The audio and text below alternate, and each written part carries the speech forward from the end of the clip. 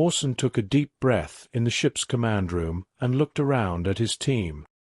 He ran their names through his mind one by one: Karis, Rigby, Dax, and Edda. Each of them felt the weight and responsibility of serving on a starship. But this time, the situation was different. This time, the enemy wasn't attacking with conventional methods. "Are communications still down?" Orson asked, keeping his cool. Karis glanced at the screen. "Yes. We haven't received any data for the last 5 hours. But I can feel it. Something's coming." Rigby clenched his hands. "This isn't just an energy surge. It's echoing in our minds. Like they're watching us." Orson turned to the large screen showing the outside of the ship. A massive alien vessel loomed before them, its cold metallic hull silently hovering. The attack they called Brainstorm was close. A telepathic assault that cornered the human mind and brought out its deepest fears. But the team was ready. They had to be. Suddenly, darkness fell across the ship.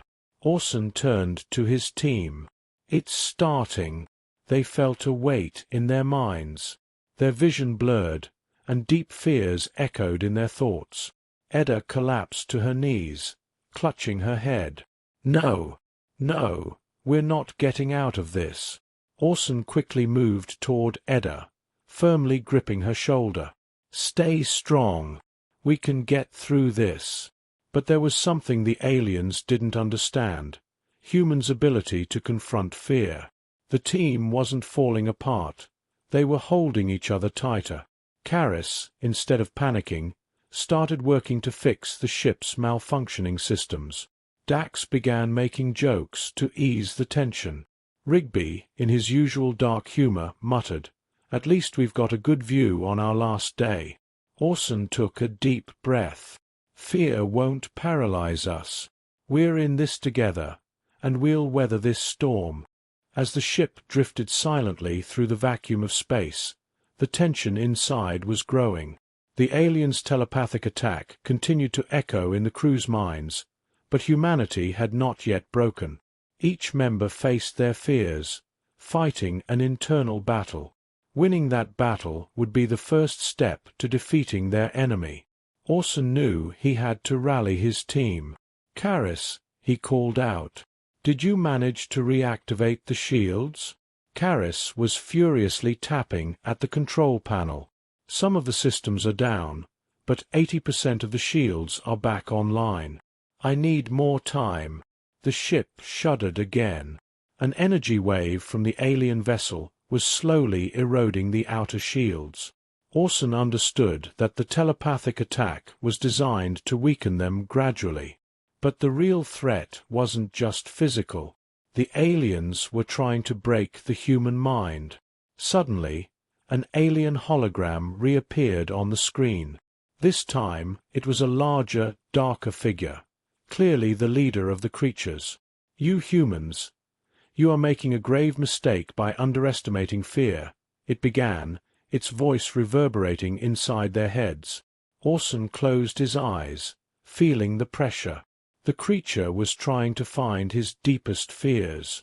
For a brief moment, Orson saw himself lost in a vast emptiness, swallowed by infinite loneliness. But he didn't dwell on the vision. He opened his eyes and resisted the enemy. "No, it's you who have made the mistake," he replied calmly. "Fear will never control us." Dax cut in. "Enough talking. If you can't stop us, then prepare for our weapons."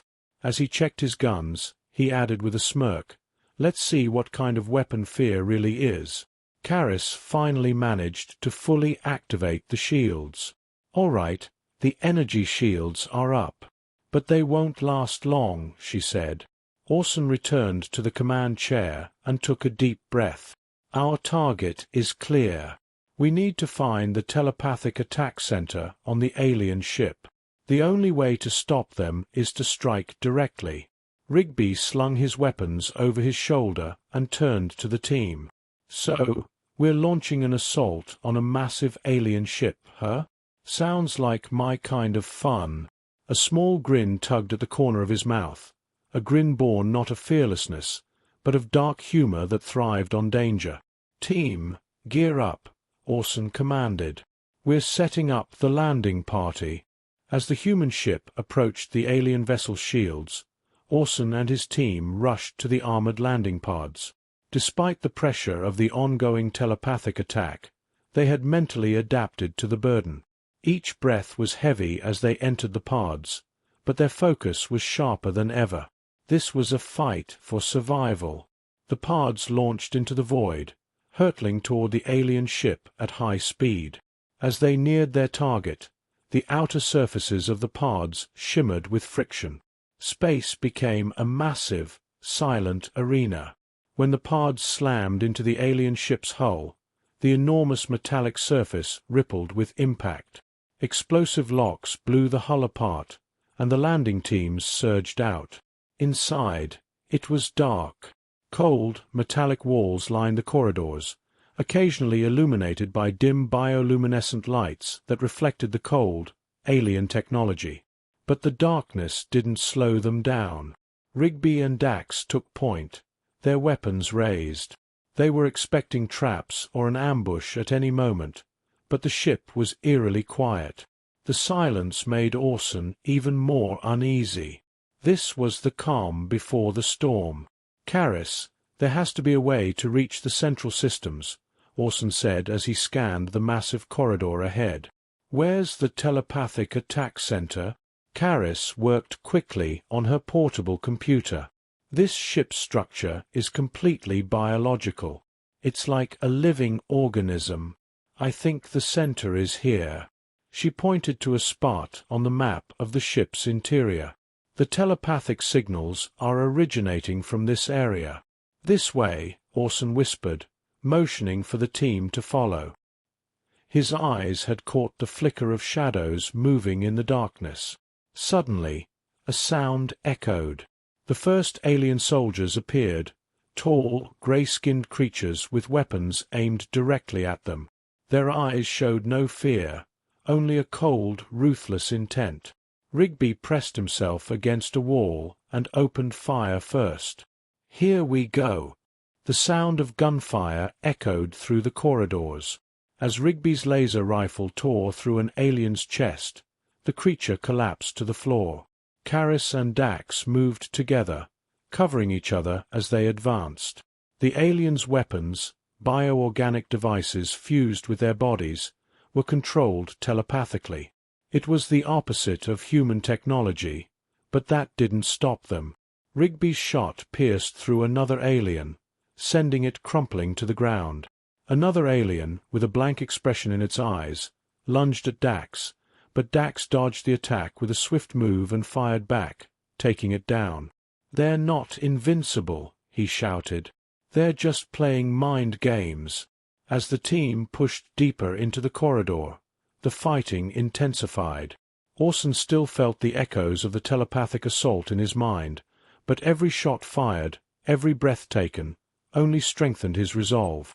No matter how hard the aliens tried to manipulate their thoughts, humanity's strength was becoming clearer in the heart of the battle. "The telepathic center is close," Karis said, peeking around the corner of a corridor. "Just ahead." When Orson and his team entered the final corridor, they found themselves in a large, cold chamber.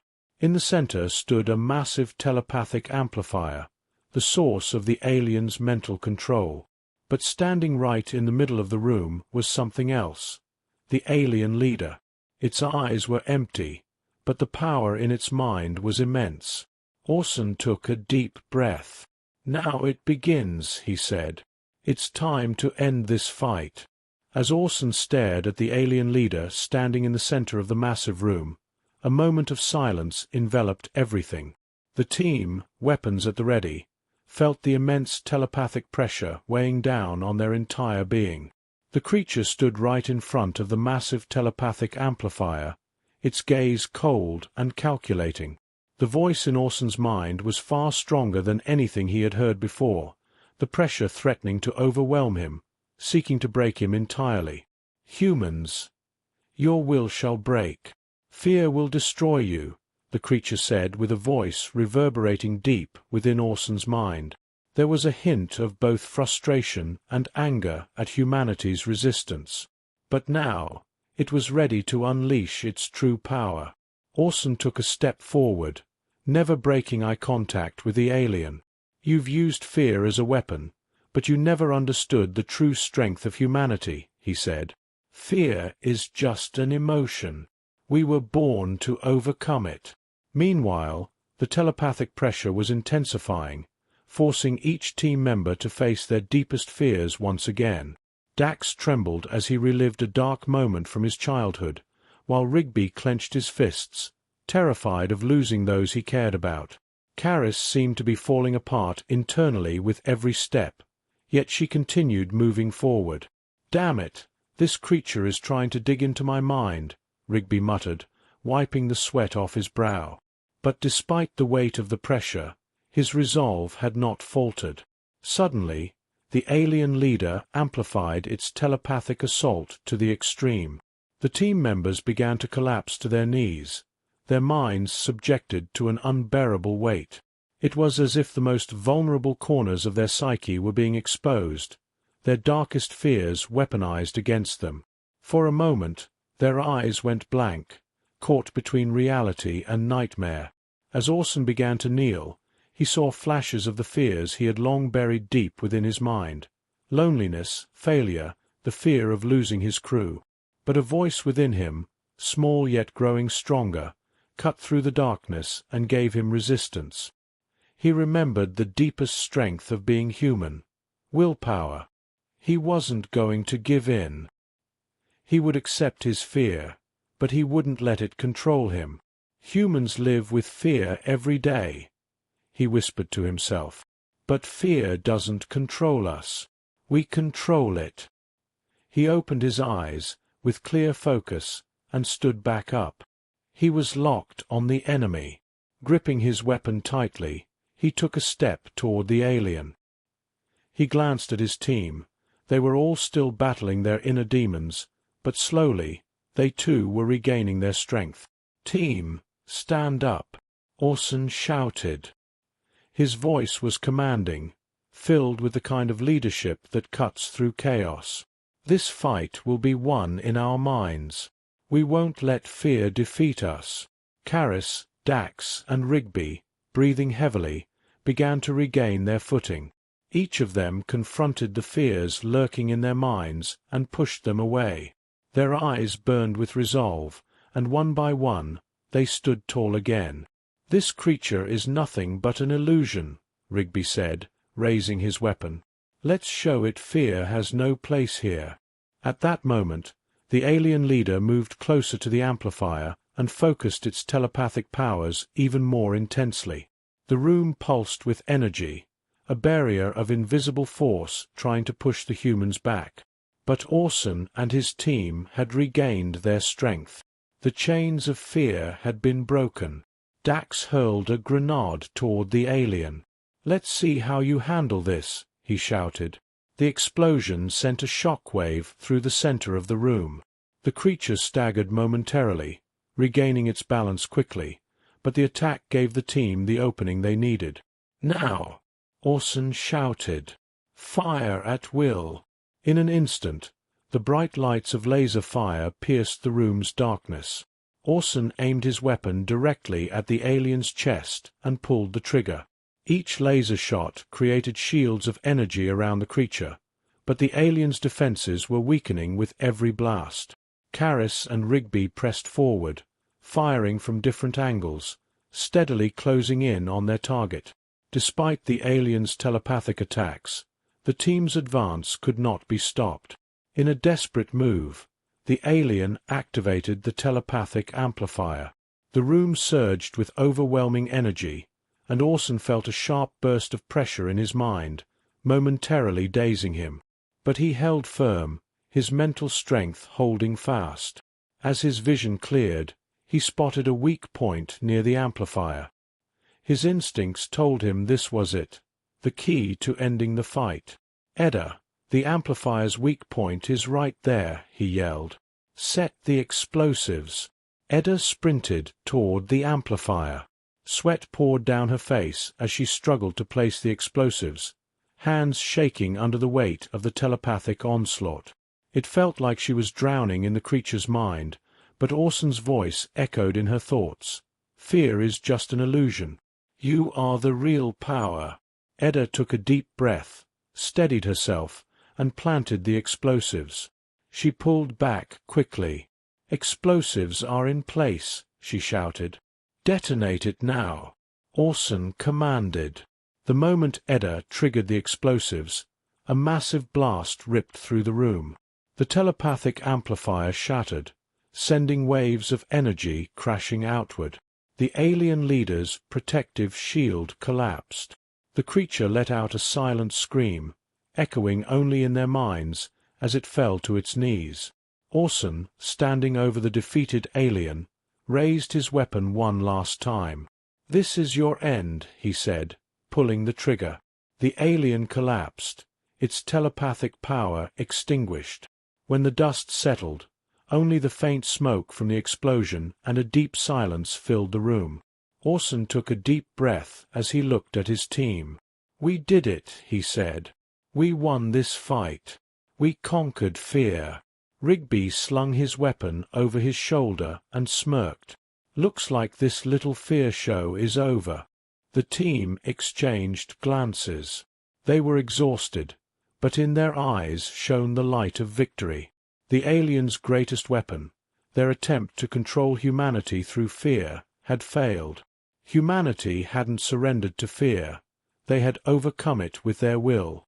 As Orson and his team made their way back to their ship, a clear realization settled in his mind.